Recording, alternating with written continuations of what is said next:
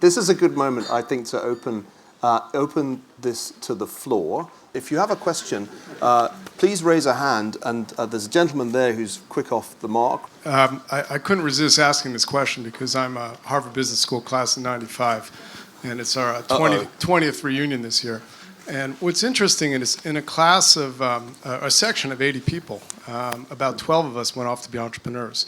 And of those, I'd say half a dozen created great companies. The latest, I think, was the dialysis company that got sold for $1 billion.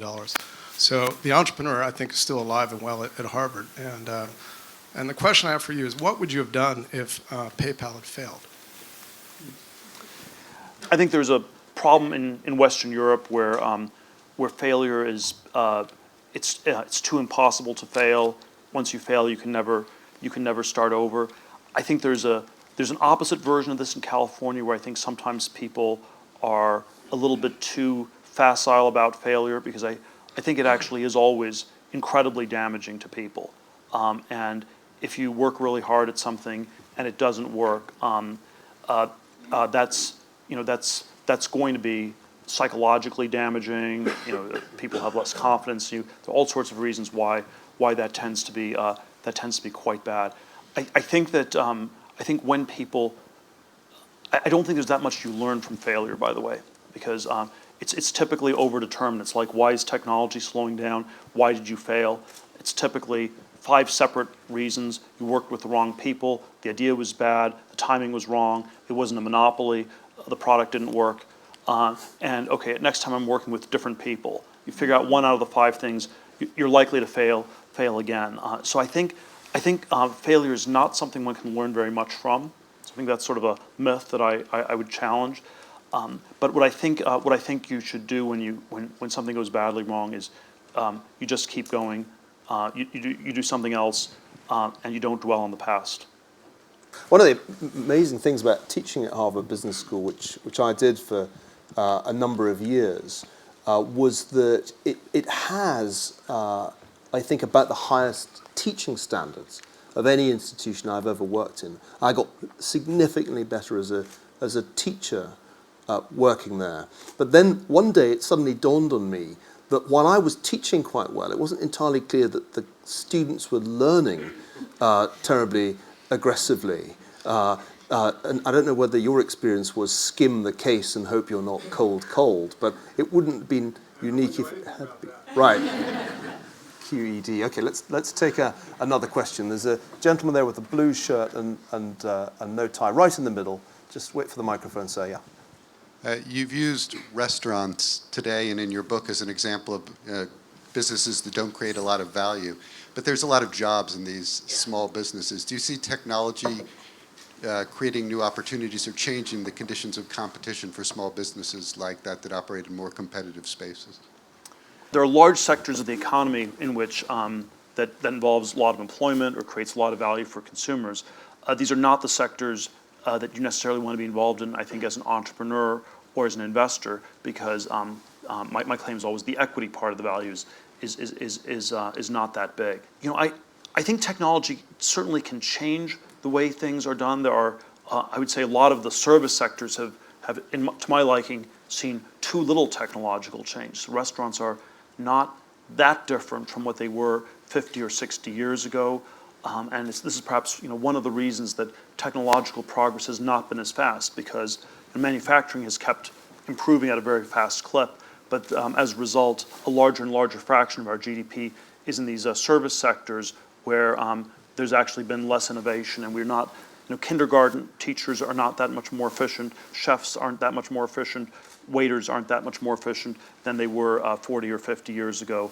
And the challenge would be to figure out ways to do that. To the extent you can, I think that's a problem sort of on a very different level from starting a restaurant per se. So it's, again, there's probably are all sorts of interesting software and maybe some sort of manufacturing business that can be done, but that's sort of a very different problem from starting a restaurant itself. Peter, just to follow up on that, does that conjure up a vision of a future in which a few people who are smart enough to own equity in monopoly-style businesses get as rich as you, and everybody else ends up working in the low productivity sectors where there will continue to be jobs because you can't really have technological progress in a restaurant. It's just cooking and serving people, and people do that. Well, I think it depends a lot on how much innovation we have. You know, if we have a world like the last 40 years where you have a narrow cone of progress around IT, most other areas don't involve that much innovation, then most people end up stuck in these industries that end up becoming sort of competitive and often fairly marginal. But I don't think there's any reason that innovation cannot happen in many different fields simultaneously. I don't think there's any reason that you can't have more inventions, more monopoly-like businesses, or anything like that. The reality is we don't have that many of them. But my advice in my book 0 to 1 is, I had this interview a few months ago where it was like, wouldn't this be really discouraging to all these people who want to start businesses where the business isn't a monopoly? And my answer is always, I don't believe that there's anything intrinsically good about starting businesses per se. I want to encourage people to start more good businesses and fewer bad ones. Let me turn back to the audience. There's a lady there, yes. How do we, as individuals, make sure we're on top of technology and that we keep ourselves innovative? What tips do you have? Is it education, going to classes? Is it coming to things like this, being in touch with what people are doing in terms of setting up new businesses? What is it? I'm always hesitant to say there's sort of like some generic answer for everybody. If I could give you an answer for something that everybody should do, then that would be, again, like telling everyone to open a restaurant or everyone to do the same thing. And then by definition, the value in that probably ends up being somewhat reduced. But how do you do? I mean, how do you keep up to speed? Is it just a matter of they come to you, so you can't replicate? I don't think you want to try to keep up to speed on absolutely everything that's going on in every aspect of the world. I think it ends up being somewhat serendipitous, somewhat idiosyncratic. It's things that you're really interested in, things that you're good at, things that not too many other people are doing. That's the three-part formula for what I think it would be good to focus on. Things you're good at, things you like doing, things not a lot of other people are doing. A lot of lawyers are good at it but don't like it. A lot of writers like it but aren't very good at it. So getting even 2 out of 2 is hard. I'm kind of relieved that you picked on restaurants rather than people who write books for your example of a really very, very over-competitive field that you should not go into. Let's take another question. The gentleman who was sitting behind the lady who asked the question. Yes, sir. I think when you invested in Facebook, the company was valued at 5 million, and that was after 7 months of it starting up. A few weeks ago, Meerkat, which had been around for about 3 weeks, was valued at 12 million. Do you think that we are overvaluing these tech startups? It's certainly on an absolute scale, the valuations have probably been drifting up steadily over the last 10, 12 years. I certainly think, with the benefit of hindsight, in 2004, 2005, Facebook was very badly undervalued. People probably still had very serious hangover from the late 90s bubble, and then that hangover has sort of gradually been wearing off. And this is sort of a question that gets asked a lot, and it's never that easy to answer. Is, are we in a second technology bubble? Is it like the 90s? Is it like the 90s all over again? I'm inclined to say that things are not as extreme as 99, 2000, which probably is not saying that much because things really were very crazy. The simplest argument for why I think we're not in a second technology bubble today is that I think all these bubbles, whether it's the tech bubble of the 90s, the housing bubble of the 2000s, the education bubble today, maybe the bond bubble in government bonds, I think all these bubbles are psychosocial phenomena which only become really dangerous when the public as a whole gets involved. And on the second technological wave in Silicon Valley in the last decade or so, the public has broadly not been involved. There were 300 technology IPOs in the US in 1999. There were something like 37 in 2014. They're happening sort of at a much, much later stage, at a point where the companies are much more mature. And for all these reasons, I think it's probably not insanely overvalued as a category, but certainly the actual valuations are way higher for a company at the exact same stage as they were in 04, 05. Although I think we can safely say things were really undervalued a decade ago. Whether they're somewhat or very overvalued is a little bit harder to say today. You carefully dodged the question about the company Meerkat itself, and I don't blame you for that. But the question that the audience will not forgive me for not asking is, well, are there some companies out there that we haven't heard of that we should be very excited about and following closely? I mean, I know what you're going to say. It's my duty to ask this question. Well, if I could tell you the answer, that would be sort of counterproductive. So it's, yes, there always are. It's always like what's true that nobody agrees with you on.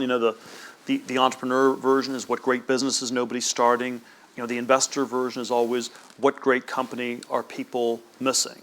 And so it's always the combination of a really good company and one that people are not talking about. And I'm probably always a little bit heavily biased towards the second half of that, of trying to understand why is there a systematic blind spot that people are not talking about a business in one way or another. And there are the certain categories where I think people are too focused on, the others people are missing.